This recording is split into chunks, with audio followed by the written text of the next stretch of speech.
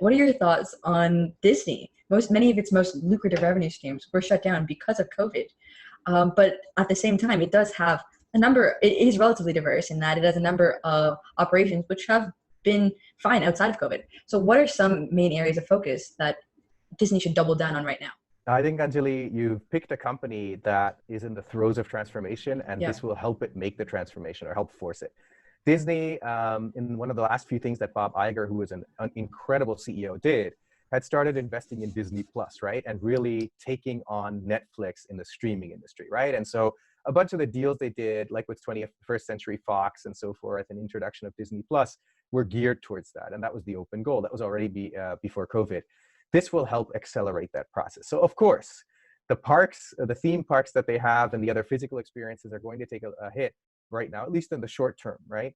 This is a perfect time for them to ramp up their efforts on the streaming side because it's growing as a market. It's not even about taking market share away from Netflix. It's also about a growing pie right now. And they're going to be a full, front and center. So my advice to them would be double down on streaming right now.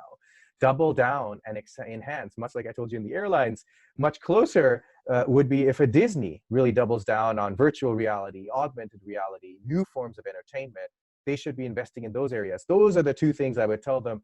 Go full force, don't open new parks and all that kind of stuff right now. Keep going and salvage what you can. Stick your new money into streaming and in VR, AR, and other forms of entertainment.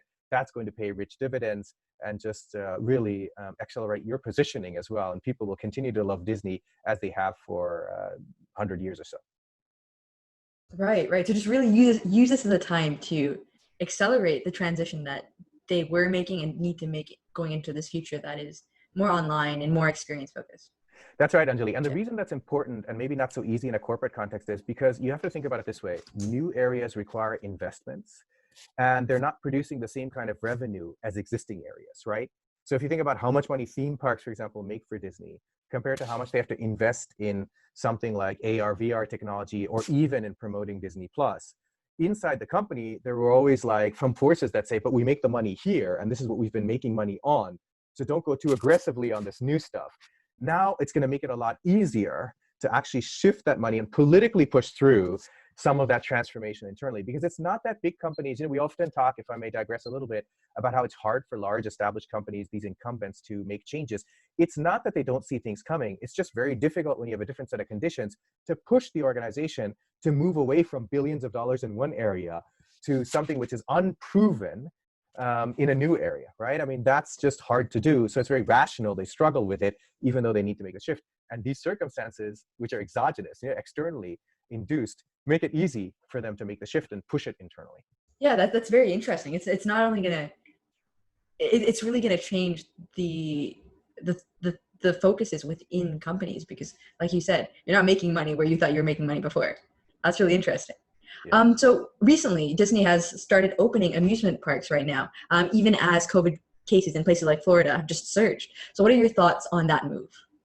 So look, it's part of that whole bigger discussion. You have to salvage what you can. Airplanes, airlines are also going to try and fly people as much as possible and make it safe to do so. Yesterday, the CEOs of Lufthansa, IAG, which is the parent company of British Airways, and Iberia, as well as American Airlines and United Airlines, wrote a letter to both the European authorities and the US authorities, proposing new ways of testing and opening up of travel between, transatlantically, because that's the most lucrative market. And, it's pretty much closed right now.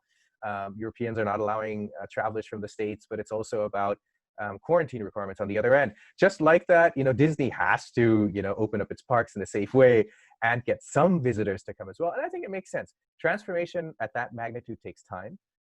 Also, from a consumer point of view, many people want to go to these areas. We just want to make it safe.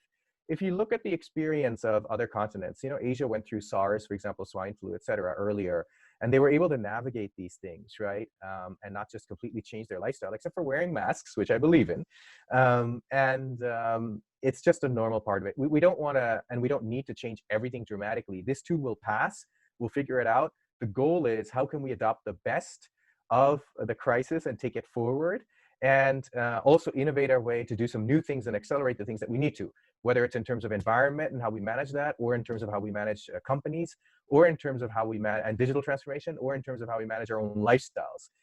We want to use this, don't let a good crisis go to waste is one of the things that I believe in. And we want to use the opportunities that come with that.